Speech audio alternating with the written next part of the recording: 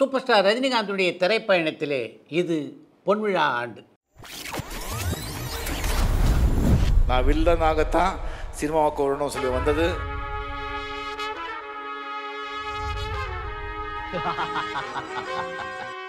ஆயிரத்தி 1975 வருடத்திலே வெளியான அபூர்வ ராகங்கள் என்ற படத்திலே மிகப்பெரிய இரும்பு கதவை திறந்து கொண்டு தமிழ் சினிமாவுக்குள்ளே அடியெடுத்து வைத்தவர் தான் சூப்பர் ஸ்டார் ரஜினிகாந்த். அதற்கு காரணமாக இருந்தவர் இயக்குனர் சிகரம் கே. பாலச்சந்தர். தமிழ் சினிமாவிலே ரஜினிகாந்த் அறிமுகமான அந்த காலகட்டத்தில் நான் பத்திரிகையாளனாக இருந்தேன்.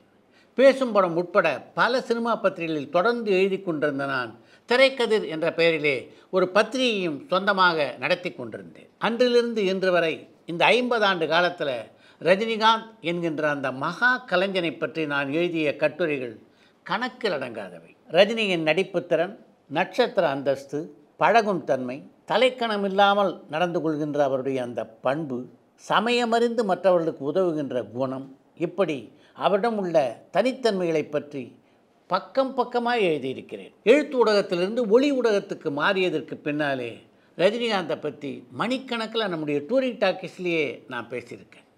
அவை எல்லாவற்றையும் தாண்டி அவருடைய இந்த பொன்விழா பயணத்தின் போது அவரை பற்றி என்ன பேசலாம் அப்படின்னு யோசித்த போது தான் யாருமே செய்யாத பல விஷயங்களை சூப்பர் ஸ்டார் ரஜினிகாந்த் செய்திருப்பது என்னுடைய நினைவுக்கு வந்தது.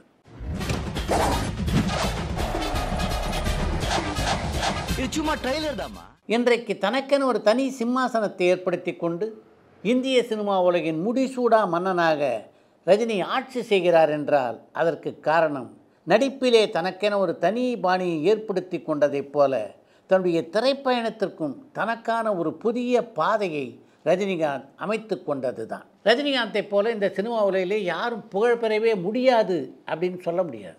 அதற்கு உதாரணமாக நம்முடைய பல நடிகர்கள் இருக்கிறார்கள். 3-4 ஆண்டுகளில் நல்ல உயரத்தை தொட்டவர்கள், 10 ஆண்டுகளில் திரையுலகின் உச்சத்தை தொட்டவர்கள் என்று பல பேரை இதற்கு உதாரணமாக சொல்லலாம். ஆனால் இவர்களில் யாராவது ஒருவரால் தாங்கள் எந்த உயரத்தை அடைந்தார்களோ அந்த உயரத்தில் தொடர்ந்து 50 ஆண்டுகள் நிலைத்து நிற்க முடியுமா என்று கேட்டால் முடியாது என்பதுதான் உண்மை. நான் எப்படி வெயிட்டான ஹீரோவா அப்படின்னு கேட்டேன். நான் சார் நீங்கள் செம வெயிட்டு சொன்னாங்க.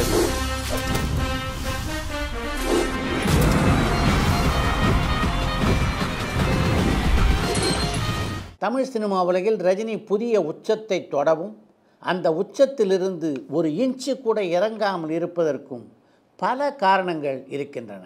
சினிமா உலகத்தை பொறுத்த வரைக்கும் ரஜினி அப்படின்ற அந்த 3 எழுத்து சொல் ஒரு மேஜிக். அந்த மேஜிக் இனி எவராலும் நிகழ்த்த முடியாத ஒன்று. அபூர்வ ராகங்கள் படத்திலே ரஜினிகாந்தை அறிமுகம் செய்ய முடிவெடுத்த கே. பாலச்சந்தர் தன்னுடைய அலுவலகத்துக்கு அவரை அழைத்த போது சினிமா உலகிலே வாய்ப்பு தேடுகின்ற எல்லா புதுமுக நடிகர்களும் எந்த வசனத்தை சொல்வார்களோ அதே வரி, வட்டி, கிஸ்தி, வானம் பொழிகிறது, பூமி விளைகிறது, உனக்கேன் கொடுப்பது கிஸ்தி, எங்களோடு வயலுக்கு வந்தாயா, ஏற்றம் இறைத்தாயா, நீர் பாய்ச்சி நெடுவயல் நிறைய கண்டாயா என்ற வசனத்தை தான் பாலச்சந்தர் முன்னாலே பேசினார் ரஜினி. இந்த வசனத்தை பேசுகிறதுக்கு தான் சிவாஜி இருக்காரு. நீ அந்த வசனத்தையே ஏன் பேசுகிற? உனக்குன்னு ஒரு தனி பாணியை வகுத்துக்க. அதுதான் சினிமா உலகத்தில் உனக்கு ஒரு பிரகாசமான எதிர்காலத்தை ஏற்படுத்தி தரும் அப்படின்னு ரஜினிகாந்தை பார்த்து சொன்னார் பாலச்சந்தர். ரஜினிகாந்துக்கு கற்பூர புத்தி. பாலச்சந்தர் சொன்னதை அப்படியே பிடித்து கொண்டார். இன்றைக்கு சினிமாவில் நடித்து கொண்டிருக்கின்ற பல நடிகருடைய நடிப்பிலே ரஜினியுடைய சாயலை பார்க்கலாமே தவிர ரஜினியுடைய நடிப்பிலே யாருடைய சாயலையும் பார்க்க முடியாது. அப்படி ஒரு தனித்தன்மையை தனக்கென உருவாக்கி கொண்டவர் தான் ரஜினி. சினிமாவில் அறிமுகமாற எல்லாரும் கொஞ்சம் வளர்ந்த உடனே செய்கிற முதல் காரியம் தனக்குன்னு ஒரு தனி மேக்கப் மேன், தனக்குன்னு ஒரு தனி காஸ்டியூமர் ஆகியோரை நியமித்து கொள்வது தான். இப்போ உள்ள நடிகர் இருக்காங்களே, இவங்க இன்னும் ஒருபடி மேலே போய் தனக்கென மேக்கப் மேன், தனக்கென காஸ்டியூமர் மட்டும் இல்லாமல் தனக்கென ஒரு சிகை அலங்கார நிபுணர், தனக்கென ஒரு உடற்பயிற்சி நிபுணர் ஆகியோரையும் நியமித்துக் கொள்கிறார்கள். சூப்பர் ஸ்டார் அந்தஸ்துக்கு உயர்ந்து அந்த இடத்திலேயே தனக்கென ஒரு நாற்காலி போட்டு அமர்ந்து கொண்டு இருக்கின்ற ரஜினி இன்று வரையிலே தனக்கென ஒரு தனி மேக்கப் நிபுணரையோ தனி உடையலங்கார நிபுணரையோ அமர்த்தி கொண்டதே இல்லை. The number 1, number 2 எல்லாம் பாப்பா விளையாட்டு. I am the only one, super one. 1975 ஆண்டிலே அறிமுகமான ரஜினி 10 ஆண்டுகளில் 100 படங்களில் நடித்து முடித்தார். தன்னுடைய 100வது படம் மிகப்பெரிய வசூல் சித்திரமாக இருக்கணும் அப்படின்னு தான் எல்லா கதாநாயக நடிகர்களும் விரும்புவார்கள். ஆனால் ரஜினி கொஞ்சம் வித்தியாசமாக யோசித்தார். தன்னுடைய 100வது படம் தன்னுடைய குருவான ராகவேந்தருடைய வாழ்க்கை வரலாற்று படமாக அமைய வேண்டும் என்று விரும்பினார். அந்த யோசனையை கே. பாலச்சந்தரிடம் அவர் தெரிவித்த போது எந்த மறுப்புமின்றி அதை ஏற்றுக்கொண்டார் கே. பாலச்சந்தர். அந்த படத்தை பொறுத்த வரைக்கும் அந்த படத்தை தயாரித்த தயாரிப்பாளரான கே. பாலச்சந்தருக்கு அந்த படத்தில் லாபம் கிடைக்காது அப்படின்றது ரஜினிகாந்துக்கு நல்லா தெரியும். அதனால் அந்த படத்தில் நடிக்க ஒரு காசு கூட சம்பளமாக வாங்கி கொள்ளவில்லை ரஜினி. எம்ஜிஆருக்கு பா. நீலகண்டன் மாதிரி சூப்பர் ஸ்டார் ரஜினிகாந்துக்கு எஸ்பி முத்துராமன். ரஜினிகாந்தை வைத்து மிக அதிகமான படங்களை இயக்கிய பெருமைக்கு சொந்தக்காரர் எஸ்பி முத்துராமன் தான். ரஜினிகாந்தை வைத்து அவர் இயக்கிய மொத்த படங்கள் 25 படங்களில் எஸ்பி முத்துராமனோடும் அவருடைய படக்குழுவினரோடும் தொடர்ந்து பயணித்த ரஜினி அந்த படக்குழுவினருக்கு நம்மால் முடிந்த ஏதாவது உதவியை செய்யணும் அப்படின்னு நினச்சார். அந்த எண்ணத்திலே உருவானது தான் பாண்டியன் என்ற திரைப்படம். அந்த படத்தில் கிடைச்ச லாபம் எஸ்பி முத்துராமன் உட்பட அவரது படக்குழுவினர் 15 பேருக்கும் சரிசமமாக பிரித்து தரப்பட்டது. கண்டக்டராக இருந்த நாள் முதல் இன்று வரையிலே தனக்கு நெருக்கமான நண்பர்களாக இருந்த எவரையும் ரஜினி இன்று வரையிலே மறந்ததில்லை. அவர்களுக்கு உதவுவதற்காக ரஜினிகாந்த் எடுத்த திரைப்படம் தான் வள்ளி. தன்னுடைய நண்பர்களான விட்டல், வடிவேலு, தும்பு, பிரதீப், சக்தி, அசோக், ரவீந்திரநாத், ரகுநந்தன், சந்திரா சால்வா, அமர் முல்லா, ராஜ் பகதூர், கே. நட்ராஜ் ஆகிய எல்லோரையும் ஒரு நாள் அழைத்த ரஜினி, உங்களுக்கான ஒரு படத்தில் ஆக்ட் பண்ணி தரலாம் அப்படின்னு இருக்கேன். அந்த படத்தில் நீங்கள் ஒரு பக்கம் நடிங்க, இன்னொரு பக்கம் வேலை செய்யுங்க. இந்த படத்தை கே. நட்ராஜ் இயக்கட்டும் என்றார். அந்த படத்திலே கிடைத்த லாபம் அவருடைய நண்பர்கள் எல்லோருக்கும் சரிசமமாக பிரித்து தரப்பட்டது. அடுத்து 1995ஆம் ஆண்டில் சுந்தர் சியினுடைய இயக்கத்திலே அருணாச்சலம் என்ற படத்தை தயாரித்து அதில் கதாநாயகனாகவும் நடித்த ரஜினிகாந்த் முதலாக பைரவி என்ற திரைப்படத்தின் மூலம் தன்னை கதாநாயகனாக்கிய தயாரிப்பாளர் கலைஞானம் தன்னுடைய முதல் படமான அபூர்வராங்கல் படத்தை தயாரித்த கலாகேந்திரா நிறுவனத்தினுடைய தயாரிப்பாளரான P.R. கோவிந்தராஜ், துரை, ஆரம்ப காலத்தில் சென்னையிலே தனக்கு இருக்க இடம் கொடுத்து உதவிய கே. முரளி பிரசாத் ராவ், தன்னுடைய பல படங்களில் இணை தயாரிப்பாளராக பணியாற்றிய K.S. நாகராஜன் ராஜா, ரஜினிகாந்த் நடித்த காளி திரைப்படத்தை மிக பிரம்மாண்டமான பொருட்செலவில் எடுத்த தயாரிப்பாளரான ஹேம்நாக் பாபு, தன்னுடன் பல படங்களில் நடித்தவரும் தன்னை வைத்து ஒரு படம் எடுக்க வேண்டும் என்று ஆசைப்பட்டவருமான நடிகர் V.K. ராமசாமி, பல படங்களில் ரஜினிக்கு தாயாக நடித்த பண்டரிபாய்,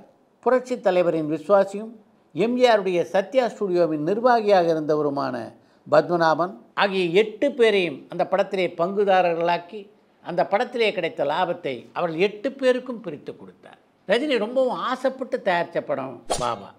அந்த படம் வெளியான காலகட்டத்தில் பாட்டாளி மக்கள் கட்சியினுடைய தலைவரான ஐயா ராமதாஸுக்கும் சூப்பர் ஸ்டார் ரஜினிகாந்துக்கும் இடையே ஏற்பட்ட கருத்து மோதல் காரணமாக அந்த படம் வெளியான திரையரங்குகளில் மிகப்பெரிய பிரச்சனைகள் வெடித்தன. அது நீங்களாக பார்த்தீங்கன்னா பாபா திரைப்படத்தை பொறுத்த வரைக்கும் ரஜினிகாந்துடைய ரசிகர்கள் எதிர்பார்த்த பொழுதுபோக்கு அம்சங்கள்லாம் பெரிய அளவிலே அந்த படத்தில் இல்லை. அதனால் அந்த படம் வெற்றி படமாக அமையலை. தன்னால் திரைப்பட விநியோகஸ்தர்களுக்கும் திரையரங்கு உரிமையாளர்களுக்கும் 1% கூட பாதிப்பு ஏற்படக்கூடாது என்று எண்ணிய ரஜினி அந்த படத்தில் விநியோகஸ்தர்களுக்கும் திரையரங்கு உரிமையாளர்களுக்கும் என்ன நஷ்டம் ஏற்பட்டதோ அதை முழுமையாக திருப்பி கொடுத்தது மட்டும் இல்லாமல் லாபத்தொகையாகவும் ஒரு குறிப்பிட்ட தொகையை அவர்களுக்கு தந்தார். அந்த சம்பவத்தை பற்றி குறிப்பிடும்போது உலக சினிமா வரலாற்றில் எந்த ஒரு நடிகரும் தயாரிப்பாளரும் இதுவரை செய்யாத அளவுக்கு ரஜினிகாந்த் மிகுந்த தாராள மனதோடு நடந்து கொண்டார் என்று குறிப்பிட்டிருக்கிறார் பிரபல திரைப்பட விநியோகஸ்தரான திருப்பூர் சுப்பிரமணியம். 1931ஆம் ஆண்டிலே பேசத் தொடங்கிய Tamil cinema M.K. Thyagaraja Bhagavathar, P.U. Chinnappa தொடங்கி எத்தனையோ நட்சத்திரங்களை பார்த்திருக்கிறது. இத்தனை ஆண்டுகளில் 100க்கும் மேற்பட்ட கதாநாயகர்கள் உருவாகி இருக்கிறார்கள். அதில் பலர் நட்சத்திர அந்தஸ்து பெற்றிருக்கிறார்கள். சிலர் மிகச்சிறந்த நடிகர்கள் என்று இன்று வரையிலே கொண்டாடப்படுகிறார்கள். ரஜினிகாந்த் என்ற இந்த 6 எழுத்து மனிதர் பெற்றிருக்கின்ற புகழையும் செல்வாக்கையும் நட்சத்திர அந்தஸ்தையும் வேறு யாராவது பெற்றிருக்கிறார்களா என்றால் இல்லை என்பதுதான் உண்மை. இந்தியா முழுமைக்கும் உள்ள எல்லா நடிகர்களும் சூப்பர் ஸ்டார் என்று ஆராதிக்கின்ற ஒரே நடிகர் ரஜினிதான் என்பதுதான் ரஜினிக்குள்ள தனி பெருமை.